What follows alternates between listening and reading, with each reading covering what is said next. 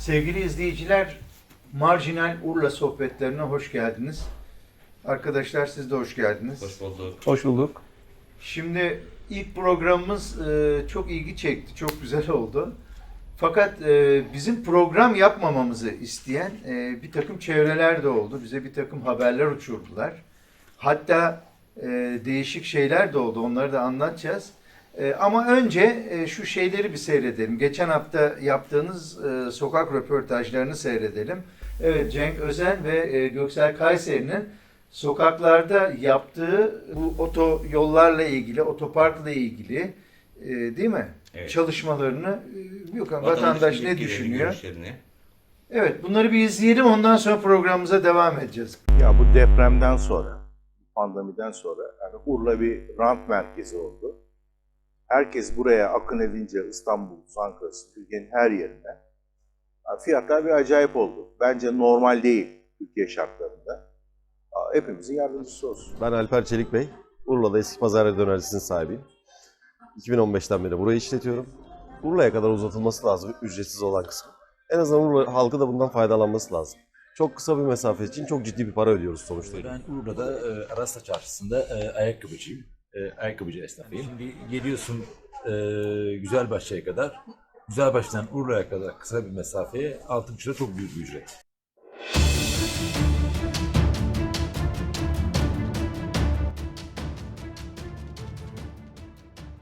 Arkadaşlar ilk program hakkında nasıl tepkiler aldınız? Ya iyi, Mutlu abi iyi tepkiler de var tabii. Kötü tepkiler de oluyor. Yani insanlar işine geldiği gibi almışlar. İşlerine geldiği gibi almışlar. Tabii biz tarafsız, adından da anlaşılacağı gibi marjinal sohbetler bu sohbetler. Tarafsız olmaya çalışıyoruz. Tarafımız vatandaş, halkın temennileri, istekleri. Ya demem o. Nasıl? Bana gelen tepkiler de gayet olumlu. Çoğu kişi orada bir boşluğu doldurduğumuzu ve bir programın şu ana kadar yapılmadığını, işte vatandaşa da mikrofon uzatılarak onların da görüşlerini yer verilen bir programı ilk defa yaptığımızdan dolayı ve toplumsal sorunlara eğildiğimizden dolayı çok tebrikler aldım. Sağ olsunlar, var olsunlar. Şimdi bugün Burak Oğuz'u konuşacağız. Burak Oğuz'un CHP Genel Merkezi tarafından kabul edilmesini konuşacağız. Kaç defa koydum zaten. Onu konuşacağız ama bundan önce senin Anadolu Ajansı'ndan ayrılma meseleni konuşacağız. Çok büyük bir mesele değil abi aslında. Ya tabii değil canım, yani Allah aşkına Anadolu Ajansı muhabiri, Urla muhabiri olmak demek bedava hizmet etmek demek. Hatta Ve bunu çok önemli bir şey sayıyorlar ki işte emniyet müdürü olsun, AK Parti ilçe başkanı olsun, seni şeye kadar şikayet ediyorlar. Anadolu Ajansı bölge müdürüne kadar şikayet, hatta beni de ediyorlar. Şimdi beni ediyorlar ama orada bu çok enteresan bir şey var. Bunları da savcılara ihbar olsun. Evet. Şimdi emniyet müdürü benim kişisel bilgilerimi, kişisel durumumu, özel şeyimi Bölge müdürlüğü Anadolu paylaşıyor. Ajansı bölge müdürüne şey yapıyor, şikayet ediyor. Şimdi nasıl bak? Şimdi benim hiç gizli saklım yok abi kimseden. Benim yanlış işim de yok. Hiçbir şey yok. Şimdi bizim emniyet müdürümüz Kordon Vergi Dairesi bana 2000 yılından 1998'den borç çıkarmış. Haciz koymuş arabama. Bilmiyoruz. Hiç haberim yok. Ne bir tebliğ geldi, ne bir şey geldi. Hiçbir şey gelmedi. Şimdi gece saat 11.30'da evimin önüne trafik polisleri çekici, Ama senin evin sokak ortasında veya mahalle içinde değil ki. Sen bir sitenin içindesin ve burası tabii canım. bir kamusal alanın ya dışında. orayı Güzel bir- geç, orayı geç. Gecenin 11.30'unda arabamı çektiler, aldılar. Ertesi gün gittik, sorduk. Dedi ki emniyet müdürü, ya dedi Bir vatandaş ihbar etmiş dedi. Ondan dedi çektik dedi. Şimdi ben Bilgilerimiz o zaman vatandaşın tabii ziyaret ediliyor. ben koşturdum, vergi dairesine gittim. Kordon vergi dairesine. Abi adamlar benim borcu zor buldular. Tamam. Zor buldular. Neredeyse haberleri yok yani. Ay neredeyse haberleri yok. Yarım saat bekledim. Bilgisayarda aradılar. Efendim bir şirket borcuymuş. Şirketin ortağıyım ben. Yayın şirketi, yayıncılık şirketi. Bir borç kalmış. Seni bulmuşlar. Yani beni bulmuşlar. Yani neyse işte borcu da borç olsa yani. Abi gittim ödedim. Şimdi burada durum ne? Beni vatandaş ihbar etmiş bakın. Arkadaşlar şimdi böyle bir şey olmadığı malum yani. Ben kendi borcumu zor buluyorum. Yani İnsanların zekasıyla oynuyorlar. tabii. Şimdi vatandaş benim borcumu bilecek. Ondan sonra gidecek, şikayet edecek, evimin adresini bulacak. Bu mümkün değil. Tamam mı? Burada bir şey var yani. Her neyse. Şimdi Emniyet Müdürümüz Göksel Kayseri'yi AK Parti ilçe başkanı ile birlikte şikayet ederken benim arabamın hacizden yakalama kararı çıktığını da anlatıyor. Tamam mı? Ne alaka ki? Ne olur şimdi diyor ki Anadolu Ajansı Bölge Müdürü. Bak diyor Mutlu Tuncer'le diyor yayın yapıyorsun diyor. Bırak bunları diyor. O benim iç işim. Ha, bırak diyor bunları diyor. Zaten diyor arabasını çektirdi diye diyor gıcık ya ben arabamı çektirdi diye emniyet müdürüne niye gıcık olayım? Sadece yanlış yaptığını söyledim. Şimdi o da işini yapıyor dolayısıyla. Öyle diyebilir miyiz? İşi o değil ki abi. Yani Gece yarısı 11.30'da araba çekmek hem vergi borcu yüzünden. Şimdi bir vatandaşa Cumhuriyet Halk Partisi döneminde bu yapıldı. Tamam mı? Bu yapıldı. Bu tür şeyler yapıldı. Neticesi ne oldu? Ve hala Cumhuriyet Halk Partisi'nin iktidara gelememesinin nedeni budur. Abi sözünü kesiyorum. Bu yakalama kararı ne zaman çıkmış? Ne zamandan beri var biliyor musun? Abi hiç bilmiyorum ben. Yani hiç araştırdın mı yani ne zamandan? Bir Abi seneden beri 2000 var, 6 aydan hayır beri. abi 2020 yılından borç çıkarmış. Ya, o zamandan beri var. 2 Hayır, yıldan o beri. zamandan beri yakalama kararı yok. Yani ya önemli de değil o. Tamam mı? Yalnız burada kişisel bilgilerin paylaşılması önemli. Bize neler yaptılar ya? Şantajcı mı demediler? Biz Mesut Sancak Çeşme'deki kaçak otelini yazdığım için bana şantaj davası açtı. Adamı hiç hayatımda görmedim. Tamam mı? Hiç görmedim hayatımda. Diyor ki Anadolu Ajansı Bölge Müdürü beraat ettik. Üstelik dava açtım. Kumpas davası açtım. Diyor ki Anadolu Ajansı Bölge Müdürü o adam da diyor şantajcı zaten diyor. Ona ne? Hayır. Ona nesi değil. Abi, şantajcıysam tabii ki ona ne değil. Ona ne değil. Söylersin abi, bağırırsın. Şantajcı bu adam. Ben Burak Oğuz gibi değilim abi. Ben aslanlar gibi bağırırım. Mutlu abi yine sözünü kesiyorum. Senin için Urla'da isminin, Mutlu Tuncer isminin manipüle edildiğini, itibarsızlaştırdığına dair hareketler oluyor gibime geliyor. Oluyor, Ne diyorsun olsun. bu konuya? Abicim bir defa benim arkamda en ufak bir pislik yok. Tamam, en ufak bir pislik yok. İftira atıyorlar, yalancı şahitler buluyorlar. Hiçbir şey olmuyor. Olmaz. Neden? Benim arkamda pislik yok. Yok abi. Yani nereden vuracaklar beni? İşte arabası bilmem ne oldu.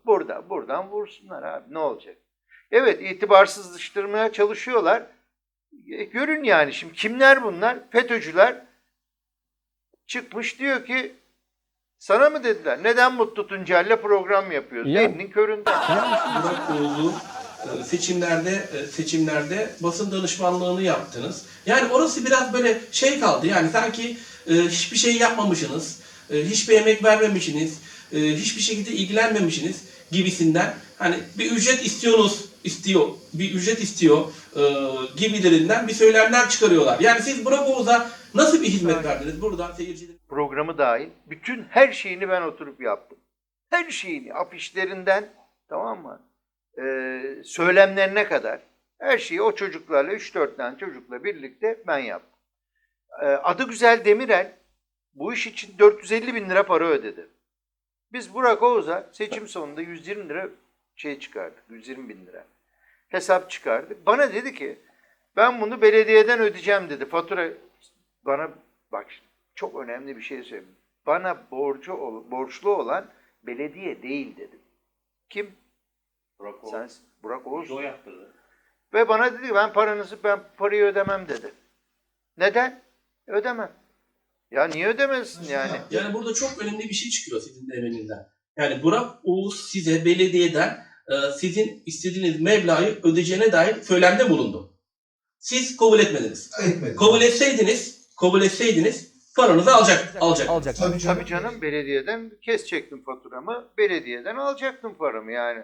Öyle bir şey.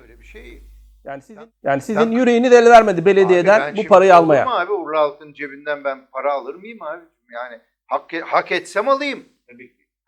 2 ay Enginar Festivali bilmem ne diye çalıştık yine. Bir sürü şey yaptım. Onun da parasını almadım. Siz tek başına da çalışmadınız. Yani bir ekip Tabii canım, tabii. ekip arkadaşları Tabii canım. yani kaç kişilik bir gruptu bu? 7-8 kişilik bir gruptu. 5 kuruş para ödemedi abi. Sadece insanları işe aldı. Bir takım çocukları bazılarını işe aldı. Öyle geçiştirdi. Sonra şimdi bak ben tabii ben bunun FETÖ'cü olduğunu falan bilmiyorum.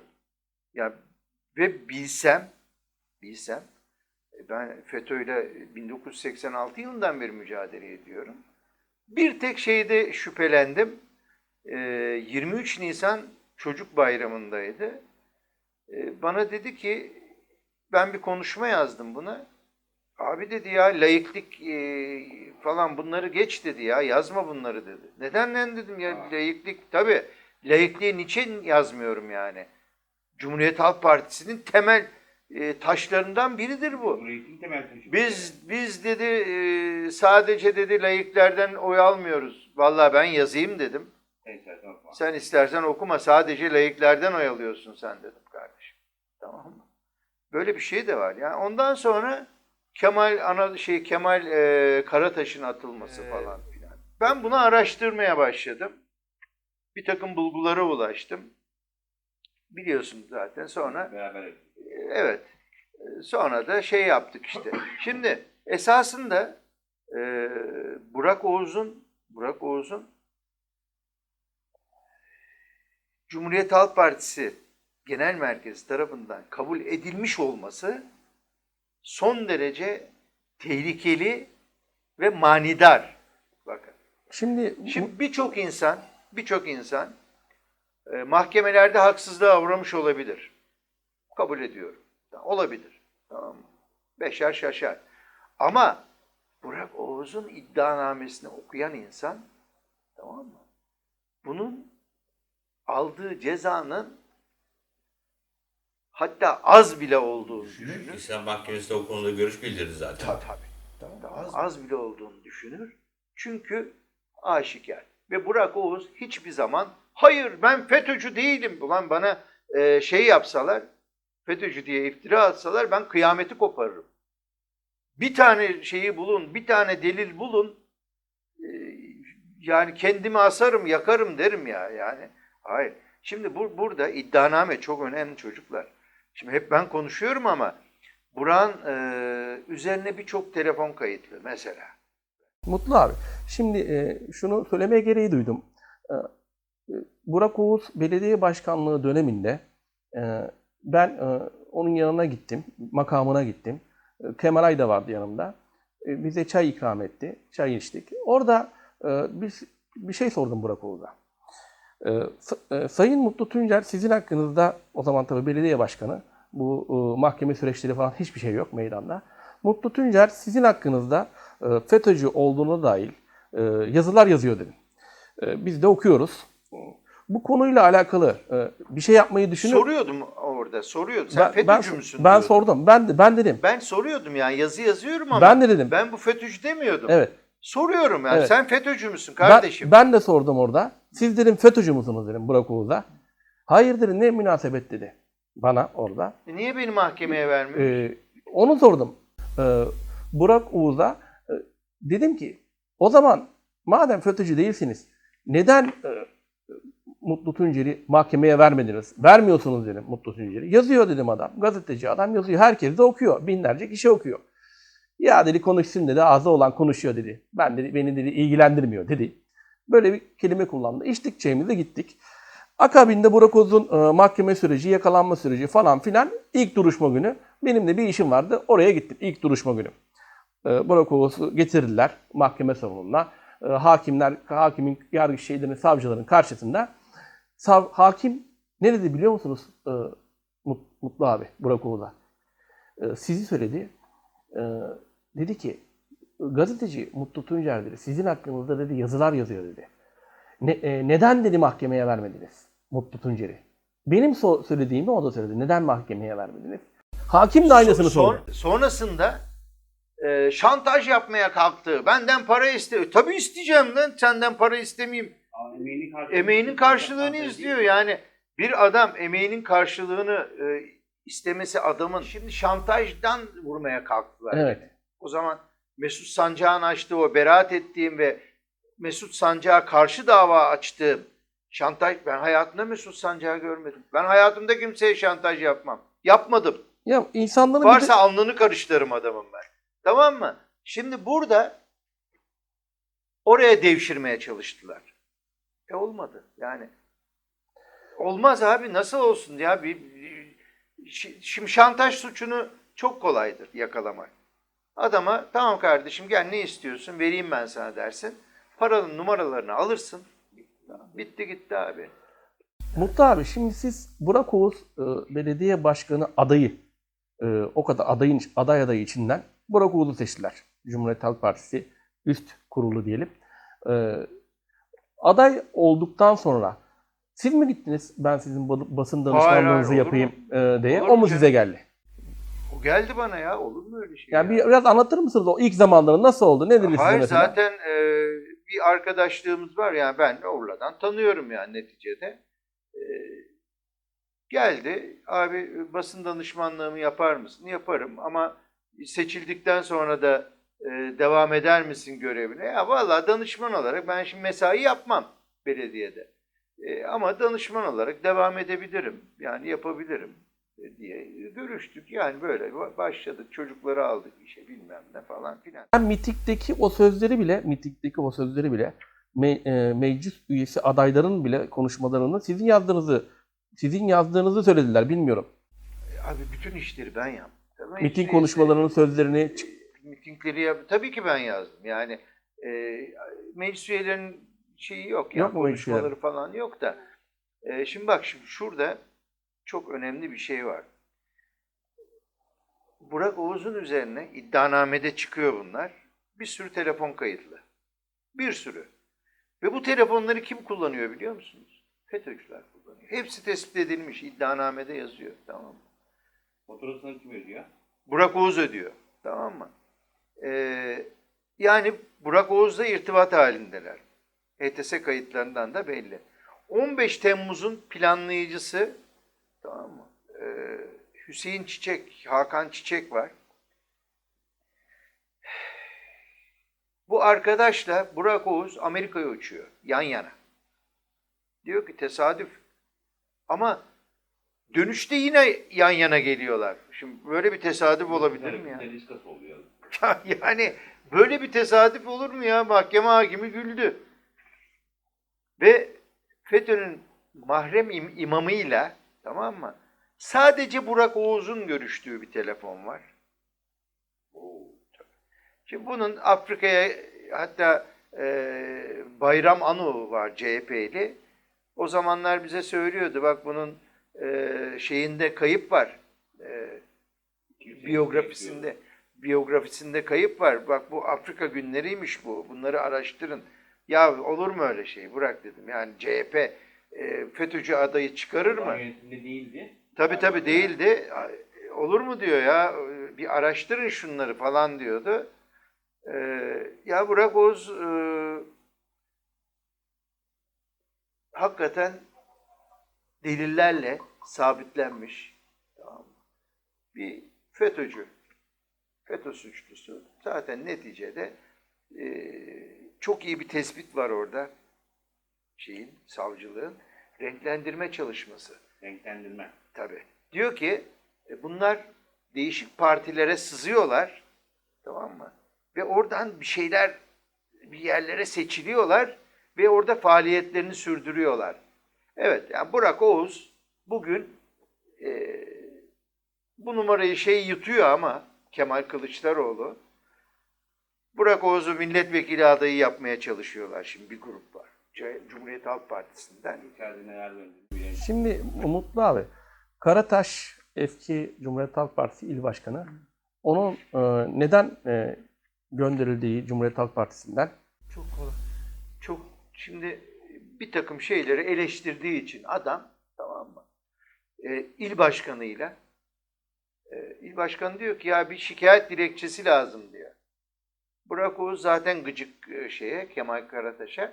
Kemal Karataş Cumhuriyet Halk Partisi'nin efsane başkanı, efsane il başkanı. Yani şimdi Kemal Karataş'ın CHP'liliği tartışılır mı abi? Ya, bir incir çekirdeğini doldurmayacak şeylerden Evet. dolayı. Ne diyor biliyor musun Burak? O diyor ben şikayet dilekçesini hazırlarım sana diyor. Hemen diyor meclis üyelerinden birine imzalatırım diyor. Ayşe Açılan'ı buluyor. Çağırıyor, imzalatıyor. Eğri külah. Evet, eğri külah. Ayşe Açılan eğri külah imzalıyor. Lafını kestim Mutlu abi. Sen söylemeden önce bir şey söylemek istiyorum. Burak Oğuz hakkında Cumhuriyet Halk Partisi'nden birisinin kalkıp işte dilekçe vermesi, hani gönderilmesi konusunda, hani Karataş'a yaptılar ya, Cumhuriyet Halk Partisi Urla'dan. Herhangi bir de kıpırdama yok. Yani böyle bir dilekçe verildiği takdirde Burak Oğuz'la ilgili nasıl bir işlem yapılabilir? Yapılır mı daha doğrusu? Ya daha şimdi Mahkeme adam mahkum oldu. mahkemenin sonucu belli. İstinaf onadı. Evet. Az bulduğu halde onadı. Bunlar Yargıtay'a gönderdiler. En azından derler ki kardeşim sen aklanıncaya kadar Cumhuriyet Halk Partili değilsin. Git aklan gel dersin. Evet. En azından. Sürekli bu Ankara'ya gidiyor. Genel başkanla poz veriyor, çekiliyor, görüşüyor. Ama bütün millet tepkili. Bütün herkes tepkili. Beni de aradılar. Bu konu hakkında ne düşünüyorsun diye. Benim yorum yapmamı istediler bu konuyla alakalı. Burak Oğuz'la Sayın Kemal Kılıçdaroğlu'nun görüşmesi konusunda bir şey diyemedim yani. Şimdi enteresan şeyler oluyor. Yani şimdi bence çok yanlış. Yani işte. Yanlış tabii. Yani bugün FETÖ örgütü neyse, PKK neyse FETÖ örgütü de o. Aynı şey. Ya milletin meclisini bombaladı bunlar kardeşim. İyi veya kötü, seversin sevmezsin, seçilmiş cumhurbaşkanını öldürmeye kalktılar kardeşim. Urla'da çeşitli partilerin içine sızmış böyle örgütler var mıdır sizce? Var. Yani her yerde toplanıyorlar abi. Alenen sakallı, şalvarlı tarikat üyeleri toplanıyorlar. Urla caddelerinde son derece rahat yürüyüp evlerde, ışıl ışıl evlerde toplanıyorlar. Yani tekke ve zaviyeler kapatıldı. Ya bunlar yanlış işler. Bunlar değil. Çocukları biz bilime yönlendirmeliyiz. Yani bilime yönlendir. Din içinde kalsın abi. Dini duyguları tabii ki yaşasın insanlar ama bilimsel şeyler yapsınlar be abi. Atatürk mesela İmam Hatipleri kurduğu vakit okutulan derslerin arasında felsefe, işte insanlık, bir sürü şey vardı. Her şeyi yozlaştırıyorlar zaman için. Her neyse şimdi gelelim şeye. Bunlardan başladı nerelere geldi? Nerelere geldi? Senin şikayetine şimdi seni emniyet müdürü şikayet etti. Seni AK Parti ilçe başkanı şikayet etti. Beni de şikayet ediyor AK Parti ilçe başkanı ve emniyet müdürü. Eyvah, Anadolu Ajansı müdürü beni de atar mı acaba? Tamam, bir takvizli gönderiver abi. Şimdi bunlar çok basit şeyler, çok çirkin şeyler, tamam mı? Şimdi bir ilçe başkanına sen benim kim olduğumu biliyor musun demek de yakışmaz. O ayrı bir O olay. ayrı, o olaydan şimdilik bahsetme. Veya üstü kapalı bahsedelim. Hiçbir ilçe başkanı, hiçbir partinin ilçe başkanı kendini imtiyazlı zannetmesin. Çünkü değilsiniz. Değilsiniz. Buna çanak tutanlar var. Ha, Çanak tutanlara bakmak gerekiyor. esasında bu tutumla Murat Nart'a söylüyorum. AK Parti'ye korkunç zararlar verdi. Ben eğer AK Parti'nin yöneticisi olsam, yani il yöneticisi olsam derhal bu adamı alırım görevden abi. Bunun verdiği zararı muhalefet partileri veremez abi. Tamam, vermedi. Tepki, adam diyor ki mesela ben diyor AK Parti ilçe başkanıyım diyor. Yasak yere arabamı koyarım diyor. Koyamazsın abi. Koyamazsın. Emniyet müdürü ne yapsın tabii, şikayet edecek. Çekiniyordur. Belki çekiniyordur. Tayyip Erdoğan'ın haberi var mı? Yok. Burada ilçe başkanlığı yapıyor adam. Bu kendi adamın çıkardığı. Ben imtiyazlıyım. Değilsin ya. Niye imtiyazlı olasın? Sen niye imtiyazlısın? Ya ne? Nesin yani? AK Parti ilçe başkanı. Tamam, AK Parti ilçe, kimse karşı çıkmıyor ilçe başkanı olmana. Ama bir takım imtiyazlar edinemezsin. Yok öyle bir şey. Benim çok güldüğüm olay şu. Ben haber yaptım. Yaptığım haber konusunda bir eleştiri getiremiyorlar. Yalan diyemiyorlar, iftira diyemiyorlar. Bunun karşılığında kaçışı, çareyi şikayet etmekte buluyorlar. Daha doğrusu benim yumuşak karnımı arıyorlar. Benim yumuşak karnımı eğer... Ya ne Anadolu Kanalımı Ajansı keserim. Urla muhabiri olsan ne olur, olmasan Yani ne olur? tabii ki. Para mı kazanıyorsun? Kaç para veriyorlar? Abi, 5 lira. Para muhabbeti değil. Zaten ben sürekli alacaklı durumdayım. Yaptığım masrafla alakalı. Gittiğim her haberde cebimden para harcıyorum. O noktadayız. 7 lira haber başına bir para söz konusu. Onu da %17'sini stopaj olarak kesiyorlar. 1,5 ay sonra da para geliyor. Ne anlarsın sen bu işten? Neyin Ama orada şikayetini önemli olan yani? tek bir şey vardı benim için. Anadolu Ajansı Atatürk'ün kurmuş olduğu bir ajanstı. Ve hala o Tamam şekilde be devam çocuk, ediyor. kadrolu değilsin, bir şey değilsin yani, serbest muhabir. Evet. Yani. Ama Atatürk'ün kurmuş olduğu bir ajansa, bir devlet kurumuna hizmet vermek benim için bir onurdu. Her zaman onur duyuyorum. Tamam, Ama evet. bu işi de para için yapmadım. Tamam. Ya da para için umuyorsan sükutu hayale uğrar. Hiçbir yere Yani gitmez. düşün, gerçekten bu iş ekmek parası kazanabileceğin bir iş olsa zaten sana kalmaz, hiç merak etme. Tabii bir sürü bu işte Bir tane, imtiyazlı kişiler olurdu. İlçe başkanının ya yakını, ya kendisi, ya akrabası, ya bir partili olurdu yani. Bu işler böyle. Hepinize saygılarımızı, sevgilerimizi sunuyoruz. Gelecek bayramdan sonraki programımızda büyük ihtimalle kaymakamımızı yayına çağıracağız. Gelirse gelir, gelmezse gelmez. Kendi bilir. Hepinize saygılar, sevgiler sunuyoruz.